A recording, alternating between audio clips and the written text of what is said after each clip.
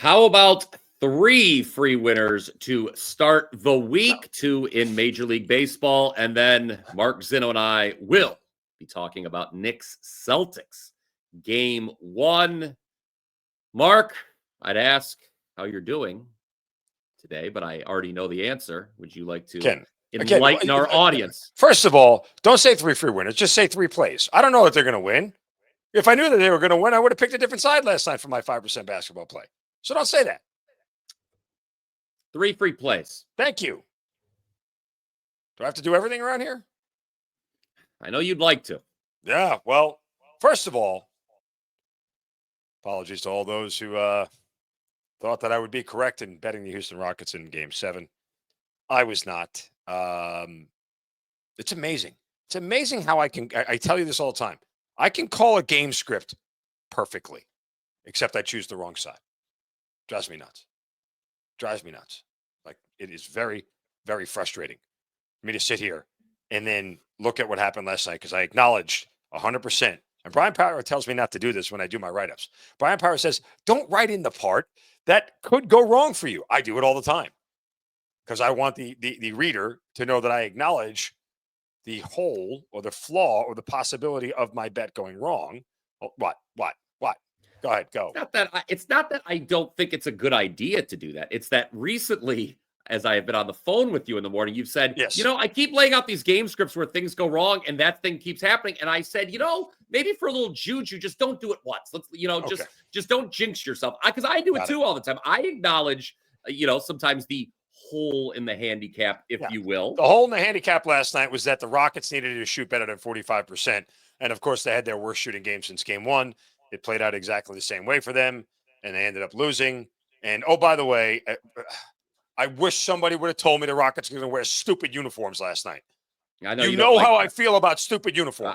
Yes, I know. You know, like, it's a Game 7. Why are you debuting a new uniform in a Game 7? What marketing asshole thought of this? I did like how they were referring to the building as the Summit. Remember back when buildings used to have proper names and it wasn't just this corporate jargon, this nonsense? And, the Rockets, they played in the Summit. Like the Yankees Center. Playing Yankee Stadium? They're one of the few. Okay. Tip my cap to your team. They're one of the few that have not sold out to the almighty dollar. It's just the stupid uniforms, man. Like, guys, you have to check the uniform. The stupidest thing I'll ever say on this show. I 100% believe the uniform they wear affects the outcome. If you're wearing a stupid uniform, I don't want to bet on you. It's like when these NFL teams wear these color rush things and I'm not paying attention. Oh, these morons are on national TV wearing pink and purple. Like, it drives me nuts. Last night was not fun. And you know what the funny part is too? I was doing ESPN over the whole weekend, right? And I was talking about the game nonstop, and I kept telling people, I said, the one way I would bet the Warriors is bet them first quarter, because if they start out hot, it's going to be a bad sign for Houston the whole way long. Bet the Golden State Warriors in the first quarter. Of course, that part hit. And I'll say this to everybody else who's listening. Brian Power been doing the show, and I have been doing the show for over a year. And you suck at consoling me when I'm pissed off. You're terrible. No, you're it. No. I called you last night, and after the game was over, and you're like, I don't know what to tell you. Figure out what to tell me. Here, I'm going to tell you this right now. I don't suck at consoling you. You're an inconsolable person. No, I'm not. I could say you have to find the right thing to say to me. I could say I have 3 naked women on the way to your house right now, and you would say why isn't it 4? That's what you would do. I would ask which 3 naked women are coming. That I would want to know. Thank you. No. Oh my God! Finally, I am finally. I am very consolable. He just doesn't know how to do it. After all this time together, you'd think he would know how to console me. Would you like a hug? That would help. Sing to you. No, I would like the Rockets not to wear stupid uniforms and shoot better than they did last night. Yes, that's true. Took me almost 3 years of being at this company, and finally, the people behind the scenes are saying, "Listen to BP." Well, you should listen to Mark Zinno here. Because, no, don't. What do you? Another lie. Oh, and the content will still be free. Right along up there. Listen to Mark Zinno, and the content will remain free. Click subscribe. Click that like button. When did you become such a liar on this show? You used to be. I'm not a liar. We try to be brokers of honesty and truth. You're just spitting lies out. I'm not going to lie. You know why I said you should listen to Mark Zinno? No, because you're going to get a breakdown on a play that'll go wrong? Because it was your turn to talk on the show. Oh. All right, because that's what the rundown says. That's why I said I could say, oh, everybody go get a coffee now for the next 2 minutes, but that wouldn't be very engaging.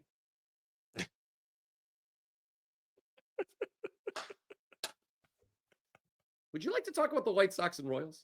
Yeah, why not? Because I have a fiduciary responsibility here to give out a play.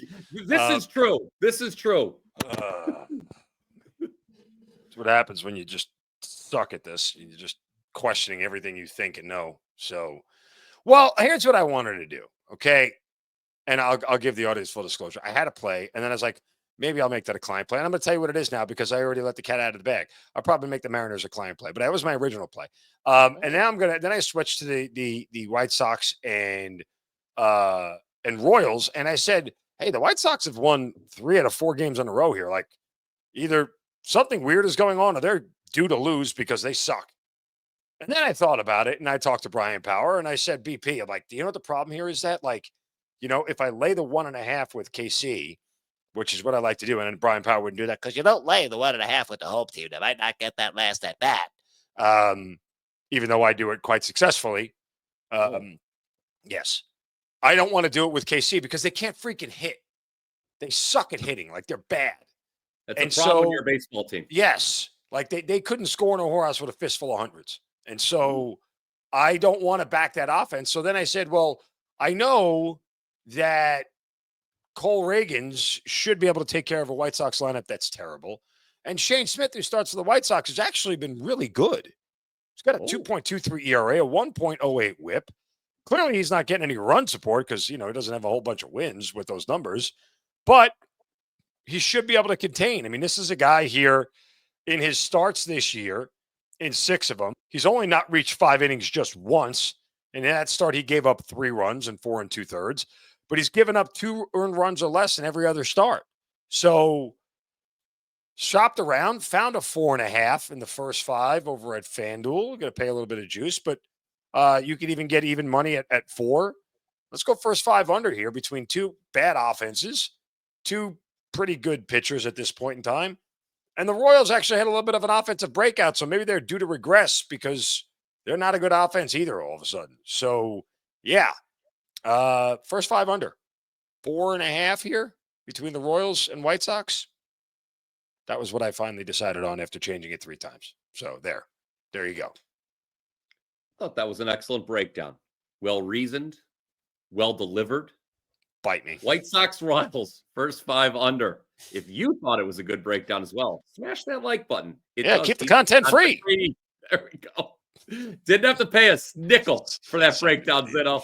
I'd give you a nickel for the breakdown. I would. But anyway, speaking of first 5 inning plays, I have one for you as my half of the double play. The double play did quite well on last week's show, by the way. I believe we swept it on Thank Friday.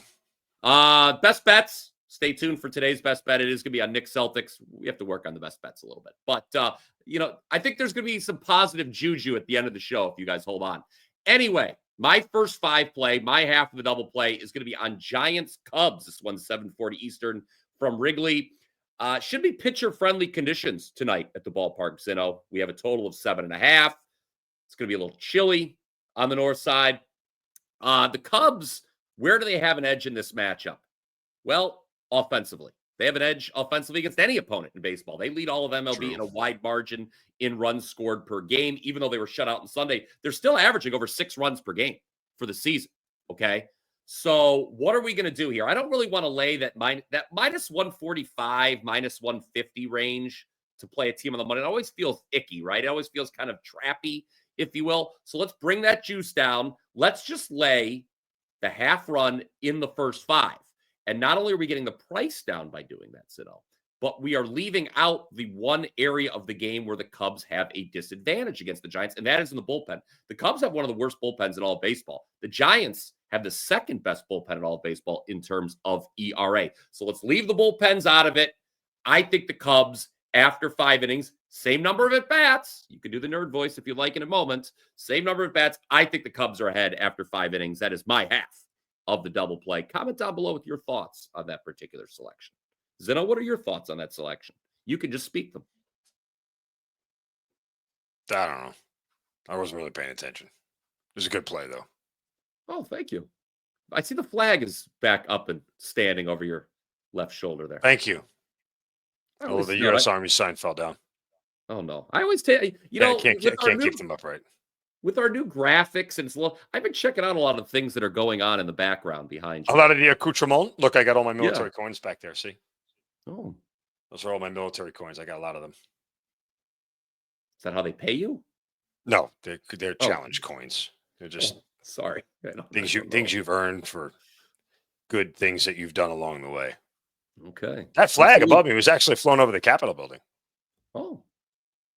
I had a friend. She was an aide for a senator from Arkansas, and while I was deployed on my first deployment, they flew that flag over the Capitol building in my honor, and then they mailed it to me in Iraq. I got a certificate and everything. It's pretty cool. Well, that's sweet. I wish I could say that. I've never had a flag sent to me. No, I can't. I've never been on the battlefield before. Imagine if I was on the battlefield. You're on a horse this weekend. I was on the horse. And by the way, I'm not going to tell you. You in that helmet. I won't say it out loud, but you guys can write it in the comment section if you saw Bryan Power's video. Mm-hmm. What's the first thing you thought of him in that helmet? Because I know what I thought of.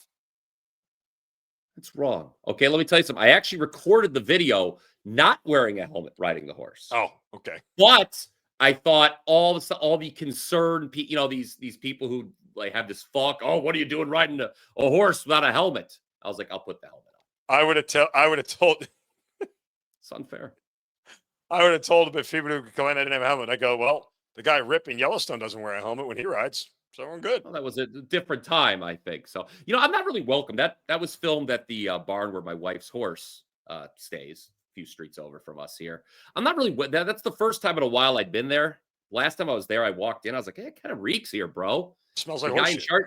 Yeah, the guy in charge of the stable apparently got very offended. Cammy came home. She's like, whatever his name was very mad with you. She's like, is your husband from the city or something? And I was kind of smelled. What's up, City Slicker? Yeah, that's what I would have walked in. Me and Billy Crystal. It really stinks in here. You might want to clean this place up, Yeah, I don't know. It didn't smell, but yeah, you can check it out at Bryan Power Wins. First time in a while, I got on old JoJo. One of my more viral efforts on Twitter. Got the play wrong. By viral, you mean infectious? No, people actually watched. Okay. So I got the play wrong. I had an exacta box with 8 and 21. They finished second and third. Sovereignty. You could have done a wheel and won on that if you'd done a wheel bet, kind of leave one open. Trifecta. You can make that bet. Did you know that? Well, I was a few mint juleps in, so unfortunately. Did you dress up like you went to the Derby? I'm going to tell you. Yeah. I mean, I realized that is something I would never do. Invite me to a Derby party. Great. I'll show up. Have alcohol. I'll drink it all. You know what I'm not doing? Dressing like I'm actually at the Kentucky Derby. Oh, I did. Who are these women who go out and get in these dresses with these hats to go half a mile down the road to a friend's house? What are you doing? This is called the spirit of things. Do you not dress up for a Halloween party? Yeah, because it's Halloween. That's the point of it. That looks good. I'll be honest. I mean, if you had a Valentine's party, am I showing up in a diaper with an arrow? Like, what are we doing? That'd be weird. Yeah, well, all right. I think it's weird. I don't know. You put it. I look good. I'll be honest. I can show pictures. You're nowhere near Louisville, and yet you're sitting there with this hat and this dress, like you're. Yeah. No, I wasn't wearing a hat or a dress. I had a seersucker suit on, though. I had. You are definitely a sucker. That's for sure. I don't appreciate those remarks. Nevertheless, we are going. They're all against me. All right. NBA. The NBA playoffs, Mark. Oh, they suck.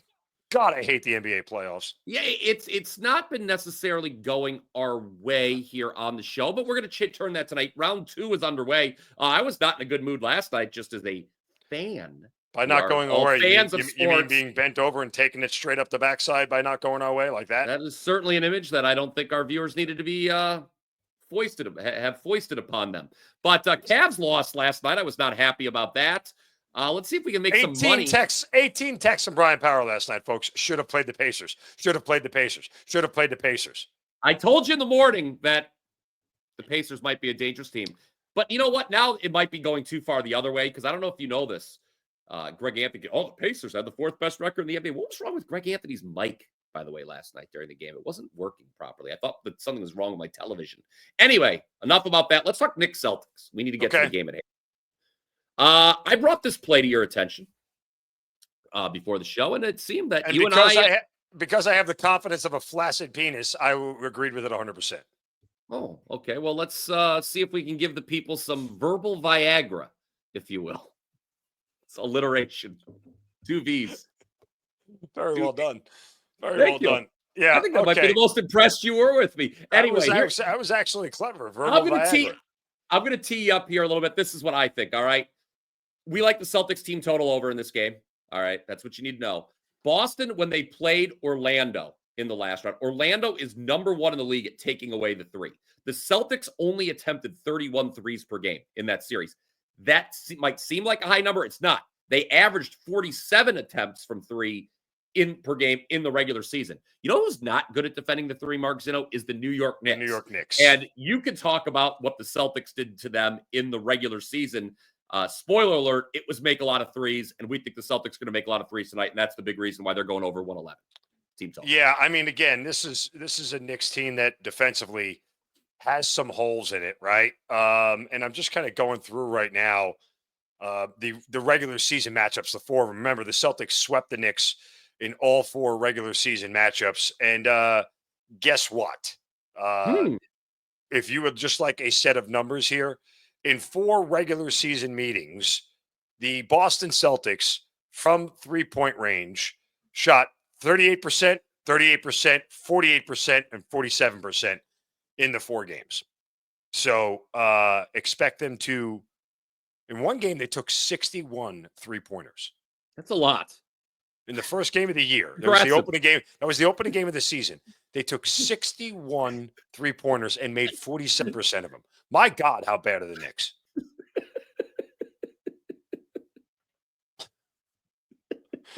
Speaking of which, being on ESPN, people were talking about this series, and I'm like, yeah, I think the path to the Knicks winning this series here is the Celtics getting locked in their team hotel. Mass food poisoning spread among the entire Boston Celtics team. Possibly, framed photos of them with horses and small children doing things they shouldn't. I don't know. Like, there is no way that the Knicks have a path, I think, to winning this series. The only thing I'll say is I haven't seen one person say this series is even going to go 6 games. No, because it's not. I would lay the Celtics minus 1.5 games is only like minus 190. Minus 2.5. I've seen a lot of people wanting to make that bet. Well, it's even money. Pretty popular bet. Yeah. I've seen a lot of people saying Celtics to win this sweep series. Or 5 games. Yeah. Yeah. I mean, at even money, it's not a bad play. Look, and I told you, I said, part of me wanted to, and you should probably do the opposite because I'm saying something about an NBA playoff game. Part of me wanted to take the Knicks in the first half plus 5, really wanted 5.5. Thinking, if you look at what Indiana did last night, right? Like, the Knicks' best chance to steal one is here in game 1, right? Boston is relaxed. They're well rested. They haven't been pushed yet. They haven't been challenged. The Knicks have had 6 tough games already. They are rested as well, right? They're not like they're coming off what Denver's doing. So they should start out really fresh, really hot, try to punch Boston in the mouth early and give them a shot. Because if Boston goes up 8-10 at halftime, like, do you really love the Knicks in that spot to come roaring back? Save a 21-0 run in the fourth quarter, like my other 5% best bet that went awry in the NBA postseason. Yeah, let's relive that wonderful memory. Anyway, so the point is that's what I think, game script wise with the Knicks would be the best way to play them is take a plus 5. If they can keep it close in the first, 24 minutes, they get a shot to steal game 1. That would be my other play, but I like your idea better because when you talk about the threes and the amount of threes that the Celtics take and make, the Knicks have to do something that they haven't done all season long. Yeah, and the Pistons were unable to take advantage in round one. The Pistons were getting open looks. They just were not making them. The Celtics will make the Knicks pay. As I was watching the Pistons series unfold, I kept thinking to myself, Knicks aren't getting away with this against Boston. And here's We're going to put Bryan back up on the screen or what? We're going to put Bryan back up on the screen? I'm just going to stare at my face the whole time. Thank you. I mean, the man's talking, and he's not even on the screen. You're very demanding today. Well, I just, It was, you didn't want my voice to be attributed to you. No, not at all. I don't want Viagra anywhere near my mouth. Not paying attention at all. I know. That's why I said it.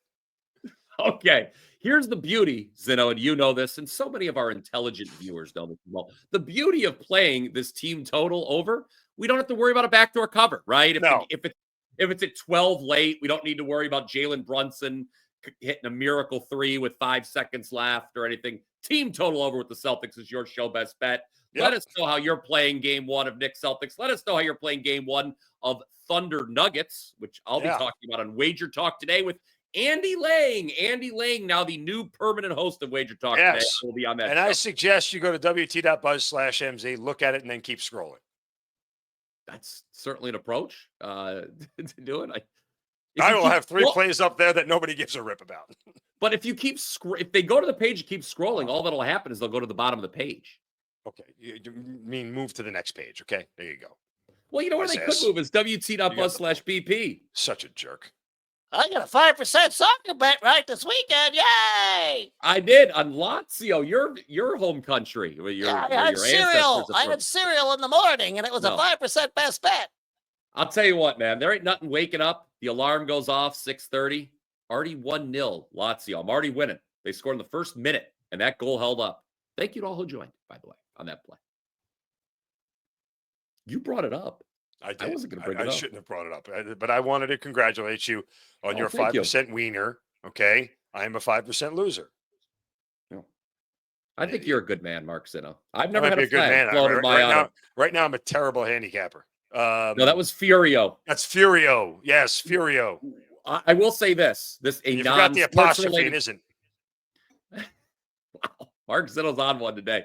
I'll say this. The one miss the Sopranos had, narrative-wise, I thought they should have done something more with Furio. I thought he should have boinked Carmella. I'll be honest with you. I think that would have been a good direction. If that would have happened, he would have gotten whacked. Yes, which was often the point of the show. Oh, man. Wow. Wow. Ouch.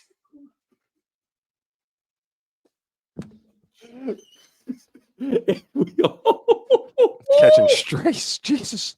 Dan Alexander in his cave, laughing in his cave. You can Is it safe to come out yet? Man, man. You're muted, dumbass. You're muted. Yeah, you're muted. You're muted. Like, as I was typing it, I was like, all right, maybe this is a little too much. No, it was good. Dude, I mean, why not? Like, honestly, I could definitely take it. I dish it out. I can definitely. It's well deserved, right? When I get a freaking winner, right? Yeah. My fiance was sleeping. She is not any longer after I just had that. That was well worth the price of admission of this show. That was fantastic. I have a treat for you, gentlemen, though. I have a treat for let's you, get gentlemen. the hell out of here. Comment. Something. Go below. Something has been missing at the end of this show for the last week or so. We have not been signing off the way we used to. Yes. Mark, I don't know if you're listening right now, but it feels like life. Oh, it's back. There we go. The key to the show. It's back. We found it.